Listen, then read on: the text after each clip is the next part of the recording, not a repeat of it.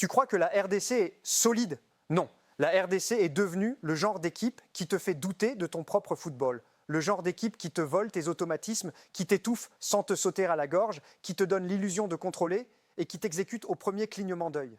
Et c'est exactement pour ça qu'en décembre 2025, quand les délégations arrivent au Maroc, il y a un maillot que personne ne veut voir dans son couloir, ni au tirage, ni au moment d'entrer sur la pelouse, celui des léopards. Nous sommes le 13 décembre 2025. Le Maroc se prépare à vivre sa CAN comme un pays hôte qui a tout à gagner et tout à perdre. Les stades se remplissent, les médias chauffent, les favoris se regardent du coin de l'œil. Le Sénégal arrive avec son statut, sa puissance, sa continuité. L'Égypte avec son ADN de tournoi, son cynisme, son expérience. Le Nigeria avec son talent brut et la sensation permanente que ça peut partir en feu à chaque action. Et puis, il y a la RDC, pas bruyante, pas arrogante, pas dans la vitrine du glamour, mais dans l'ombre, la peur se glisse chez les analystes adverses. Comment on les bouge? Ce n'est pas la peur de prendre 4 buts, c'est la peur de ne pas pouvoir jouer, la peur de l'impuissance, la peur de la boue sous les crampons. Parce qu'il faut poser la vérité tout de suite. La RDC ne s'est pas construite pour vous divertir, elle s'est construite pour vous éteindre. Et ce que Sébastien Desabre a installé n'est plus une bonne organisation, c'est une méthode, une doctrine, un langage commun qui s'entend sans parler.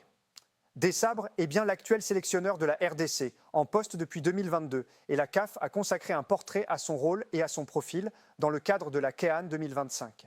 Tu veux comprendre pourquoi personne ne veut les jouer? Oublie les clichés, oublie ils défendent bien, oublie ils sont durs. La RDC 2025, c'est une équipe qui maîtrise une chose rare en Afrique, le contrôle sans ballon. La nuance est capitale. Contrôler sans ballon, ce n'est pas reculer et prier, ce n'est pas subir et attendre la chance. C'est dicter à l'autre où il a le droit de respirer. C'est choisir les zones où tu l'autorises à toucher le ballon. C'est construire une cage invisible autour du jeu adverse jusqu'à ce que l'adversaire se fatigue à chercher une porte qui n'existe pas. En 2023, la RDC était un récit, une épopée, une équipe qui avançait parfois masquée, qui jouait avec le cœur, qui acceptait d'être outsider et qui se nourrissait de cet état. En 2025, ce n'est plus un récit, c'est une structure. Et ce changement, c'est exactement ce qui rend l'équipe terrifiante. Parce que l'outsider qui surprend peut être neutralisé la deuxième fois. Mais l'équipe structurée, elle, ne dépend plus de la surprise. Elle dépend de la répétition. Et la répétition en tournoi, c'est la monnaie la plus fiable. Regarde leur groupe à la CAN 2025. Sénégal, RDC, Bénin, Botswana. Et surtout, note un détail qui a l'air anodin, mais qui pèse sur la psychologie de tous. Le calendrier propose un Sénégal-RDC qui ressemble à une finale de groupe programmée le 27 décembre à Tanger, Confédération africaine de football. Tu sais ce que ça veut dire? Ça veut dire que les deux devront se regarder dans les yeux, sans filet. Et ça veut dire que les équipes qui aiment la possession, l'installation, le jeu de position, vont être testées dans ce qu'elles ont de plus intime, leur capacité à exister quand l'axe est interdit. La RDC commence par te couper le centre, mais pas un peu, pas en théorie. Elle te le retire réellement. Et ce verrouillage, il n'est pas juste une question de défenseurs centraux solides, c'est un système global. La première ligne de pression ne sert pas à récupérer comme un pressing fou, elle sert à orienter, à t'envoyer sur les côtés, à te pousser à croire que tu as une solution alors que tu es déjà dans le couloir de la prison. Le cœur de la RDC, c'est cette boîte au milieu. 2 milieux qui ne courent pas au hasard. 2 milieux qui se déplacent comme une porte coulissante. Ils ferment, ils ouvrent, ils referment, ils protègent l'axe comme si c'était une zone sacrée. Et derrière eux, il y a le cerveau de la structure, Chancel Mbemba. Le Mbemba d'aujourd'hui n'est pas seulement un défenseur qui gagne des duels, c'est un gestionnaire d'espace. Il lit le timing du match. Il sait quand le bloc doit avancer de 5 mètres pour étouffer et quand il doit reculer pour absorber la profondeur. Il sait surtout une chose, si tu casses la ligne au mauvais moment, tu offres ton dos aux transitions congolaises. Et ça, c'est la sentence. Tu peux aimer le football champagne, mais en tournoi, le football est souvent une science de la frustration. Et la RDC est devenue l'équipe qui te frustre le mieux. Ce qui rend cette muraille encore plus insupportable pour les adversaires, c'est la discipline des ailes. Parce que beaucoup d'équipes, Talan, savent défendre dans l'axe. Mais peu savent défendre dans l'axe tout en protégeant les couloirs sans se déformer. La RDC, elle, a appris à coulisser. Elle transforme tes ailes en piège. Tu crois que tu as trouvé une sortie parce que l'axe était fermé? Très bien. Tu vas sur le côté et là, tu es isolé. Tu es collé à la ligne. Tu n'as plus le champ. Tu n'as plus les angles. Tu es dans un entonnoir. C'est exactement ce qu'ils veulent. Et le plus cruel, c'est que ce système donne une sensation trompeuse à l'adversaire, la possession. Tu peux finir un match contre la RDC avec 60%, 65% de balles, tu peux te dire « on a dominé ». Mais tu n'as pas dominé. Tu as circulé, tu as respiré là où on t'a laissé respirer, tu as joué dans les zones où le danger est faible. Et pendant que tu te racontes l'histoire de ta domination, eux, ils comptent tes erreurs. Parce que la deuxième partie du cauchemar commence toujours au même moment, à la récupération. Et là, il faut comprendre quelque chose de très important. La transition de la RDC n'est plus une transition désespérée. Ce n'est pas le ballon balancé loin en espérant un miracle. C'est une transition maîtrisée, une transition dessinée, une transition où les courses sont coordonnées avant même la récupération. C'est pour ça que les adversaires la trouvent stressante. Parce que le danger n'arrive pas seulement quand la RDC attaque, le danger arrive quand toi, tu attaques. À chaque passe risquée dans l'axe, tu joues à pile ou face avec une lame au-dessus de ta tête. Voilà pourquoi la RDC est pénible. Elle te rend responsable de ta propre peur. Tu veux une image? Imagine une équipe comme le Maroc, pays hôte, qui impose souvent son rythme au ballon, qui aime fixer, combiner, trouver des triangles, créer des supériorités. Face à la RDC, ce Maroc-là peut se retrouver à faire circuler sans jamais entrer dans la zone de vérité. Le public s'impatiente, les joueurs se crispent, les tentatives deviennent forcées. Et c'est à ce moment précis que tu offres à la RDC son carburant préféré, l'erreur de frustration. Parce que la RDC vit de ça, la colère des autres. Et là, une scène revient dans la tête de ceux qui suivent réellement l'évolution des Léopards, les matchs à enjeu en 2025, ceux où la RDC a montré qu'elle savait survivre, souffrir et punir. Même en dehors de la CAN, l'année 2025 a donné des signaux. Exemple très concret, en novembre 2025, Reuters rapporte une victoire 1-0 contre le Cameroun en play-off africain de Coupe du Monde, avec un but tardif de Mbemba sur corner et une qualification pour un match décisif derrière. Reuters. Ça, c'est la signature de cette équipe. Tenir, frustrer, rester dans le match et frapper au moment où l'autre pense que le temps joue pour lui. Et l'histoire ne s'arrête pas là. Quelques jours plus tard, des médias comme The Guardian racontent un autre épisode, un match de barrage contre le Nigeria, avec un scénario de tension maximale, prolongation, tir au but et une qualification de la RDC, The Guardian.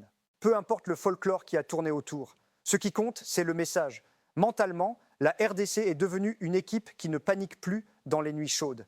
Une équipe qui accepte l'horreur d'un match fermé. Une équipe qui sait survivre sans s'ouvrir. Et en tournoi, c'est de l'or. Maintenant, attaquons la question que tout le monde répète, la critique automatique qu'on colle à la RDC comme une étiquette. Oui, c'est solide. Mais devant, est-ce qu'ils ont un tueur? Stop, on va casser une illusion. Tu n'as pas besoin d'un tueur planétaire pour gagner une CAN. Ce que tu as besoin, c'est d'une chose, marquer au bon moment. Et la RDC 2025 s'est spécialisée dans le bon moment. Elle ne cherche pas à créer 25 occasions. Elle cherche à créer 3 occasions qui font mal. Elle cherche à arracher un but sur une transition, un coup de pied arrêté, une frappe seconde ligne, une attaque rapide dans l'espace. Et quand tu défends aussi bien, tu n'as pas besoin d'en marquer 3. Tu as besoin d'en marquer 1. C'est la culture du 1-0, le pragmatisme pur, la guerre froide. Et si tu veux comprendre pourquoi cette approche fonctionne, tu dois regarder le tournoi comme une suite de problèmes. En phase de poule, les espaces existent parfois. En huitième, ils diminuent. En quart, ils se raréfient. En demi, ils disparaissent. Et en finale, tu joues souvent sur des détails. Un duel aérien, un corner, un ballon qui traîne, une transition, une erreur. Si ton équipe est construite pour gagner le match du détail, tu peux aller au bout sans être la plus belle. La RDC n'essaie pas d'être belle, elle essaie d'être ingérable. Et là, tu commences à voir le vrai sens de la question du titre. Pourquoi personne ne veut les jouer? Parce que tu ne peux pas les dominer comme tu domines une équipe naïve. Même si tu es meilleur techniquement, tu vas souffrir. Même si tu es favori, tu vas te fatiguer. Même si tu as le ballon, tu vas te frustrer. Et pendant ce temps, tu t'exposes à la punition. C'est un football psychologique. La RDC a aussi une arme qu'on sous-estime trop, les coups de pied arrêtés. Dans les tournois, c'est souvent là que la vérité se décide. Quand les jambes sont lourdes, quand les espaces de samba sont fermés, quand les défenses sont regroupées, un coup franc excentré peut faire basculer tout un pays. Et quand tu as des profils puissants, des bons tireurs et des présences dans la surface, tu transformes chaque corner en moment de panique pour l'adversaire. Et ça change tout parce que l'adversaire ne peut pas simplement gérer. Il est obligé d'être parfait, pas seulement dans le jeu, mais dans les détails. Ne pas concéder de fautes, ne pas concéder de corner, ne pas perdre de duel aérien, ne pas relâcher un marquage. Et tu sais quoi?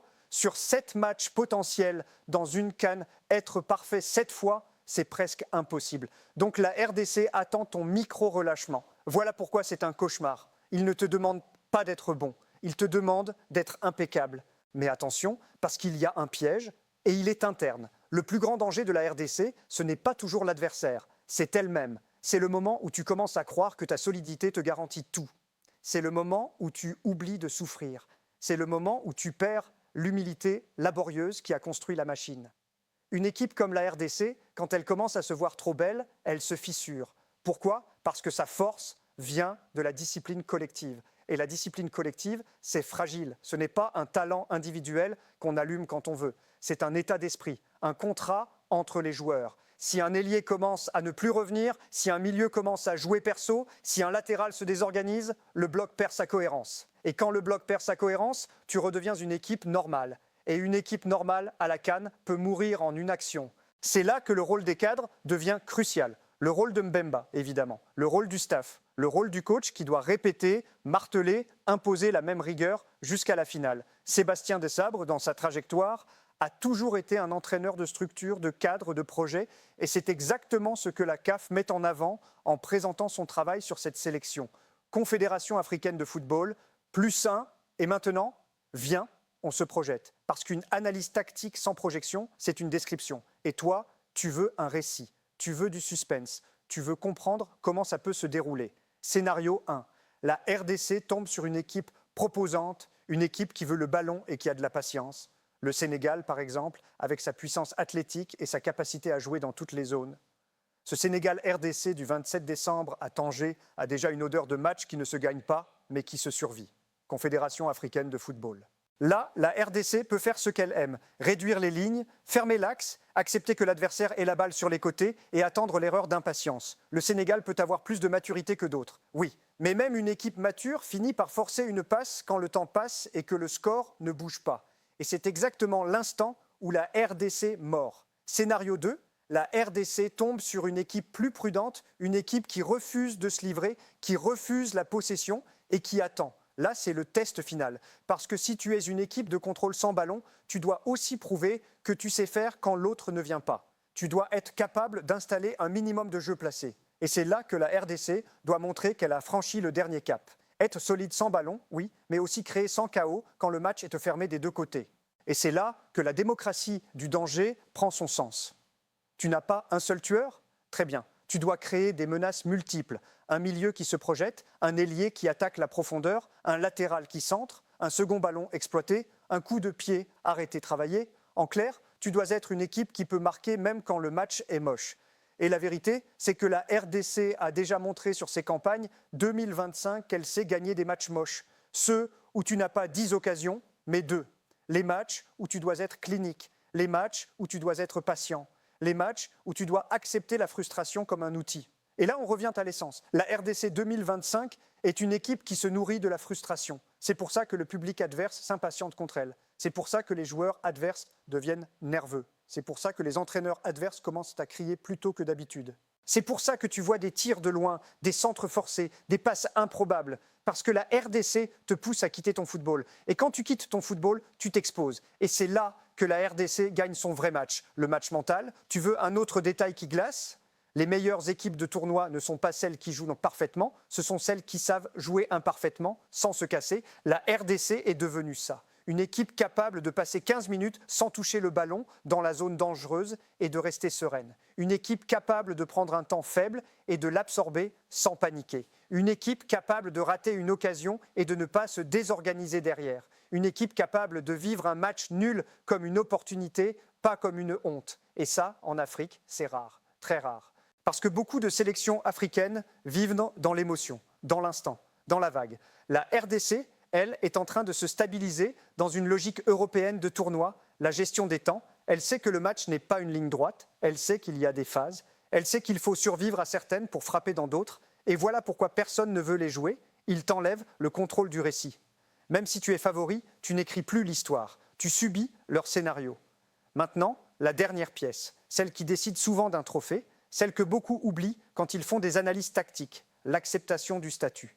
En 2023, la RDC n'avait rien à perdre. En 2025, elle est attendue. Et être attendue, c'est un poison. Parce que quand tu es attendu, on t'étudie, on t'anticipe, on te prépare des plans spécifiques, on t'analyse en vidéo, on travaille tes circuits, on essaye de te faire sortir de ta zone de confort. La question, ce n'est pas est-ce que la RDC est forte, la question c'est est-ce qu'elle est assez forte pour gagner quand l'adversaire sait exactement ce qu'elle va faire. Et c'est là que la KN devient fascinante, parce que la RDC n'a pas besoin d'innover radicalement. Elle a besoin d'être fidèle à son identité et d'ajouter une nuance, la flexibilité, la capacité à ajuster sans se trahir, à presser un peu plus haut quand il faut, à accepter un peu plus bas quand c'est nécessaire, à changer le rythme de ses transitions, à varier les sorties de balles, à surprendre sur coup de pied arrêté, à transformer son bloc en piège, mais un piège qui change de forme. Si elle réussit ça, elle peut aller très loin, très loin. Et tu sais ce qui rend tout ça encore plus dangereux pour les autres, la RDC est déjà entrée dans la tête des adversaires. Les résultats récents dans des matchs à pression comme ceux rapportés sur les playoffs, Cameroun puis Nigeria, nourrissent une réputation, ils ne meurent pas. Reuters. Et quand une équipe a cette réputation, tu joues déjà avec un poids de plus. Tu sais que tu devras la tuer 2 fois. Tu sais que si tu la laisses respirer, elle revient. Tu sais que même à la 90e, un corner peut devenir une condamnation. Et ça, c'est un avantage invisible, mais colossal. Alors on revient au point de départ. Décembre 2025, le Maroc, l'air chargé. Les stades prêts, les favoris au complet. Et la RDC, qui arrive sans faire trop de bruit, mais en imposant une question dans toutes les têtes. Est-ce qu'on est prêt à souffrir? Parce que contre eux, tu souffres. Tu souffres dans l'axe, tu souffres dans les couloirs, tu souffres dans les transitions, tu souffres dans la tête, tu souffres dans le temps. Et le plus ironique, la RDC ne te bat pas toujours en jouant mieux. Elle te bat en t'empêchant d'être toi, en te rendant moins bon, en te forçant à sortir de ton football, en te poussant à faire des erreurs que tu ne fais pas d'habitude. C'est ça une grande équipe de tournoi. Donc la vraie question, celle qui brûle à Kinshasa, à Lubumbashi, à Goma et dans toute la diaspora, est-ce enfin l'année de la 3e étoile? La réponse honnête, c'est qu'on ne la connaît pas encore. Parce que la CAN ne se gagne pas uniquement avec une structure. Elle se gagne aussi avec un moment. Un but, un détail, un tir au but, un rebond, une décision arbitrale, un mental. Mais voici ce qu'on sait déjà. Si tu tires la RDC en match à élimination directe, tu ne tires pas une équipe. Tu tires un match qui va te gratter l'âme. Tu tires un combat qui peut durer 120 minutes. Tu tires une soirée où ton plan A peut mourir au bout de 20 minutes. Tu tires une équipe qui te donne la possession pour te voler le match. Tu tires une équipe qui sait gagner sans briller. Et dans un tournoi comme la CAN, gagner sans briller, c'est souvent la route la plus courte vers le trophée. Et c'est exactement pour ça que dans les hôtels, dans les salles vidéo, dans les discussions à voix basse entre coachs, il y a une phrase qui revient, presque comme une prière inversée, tout sauf eux.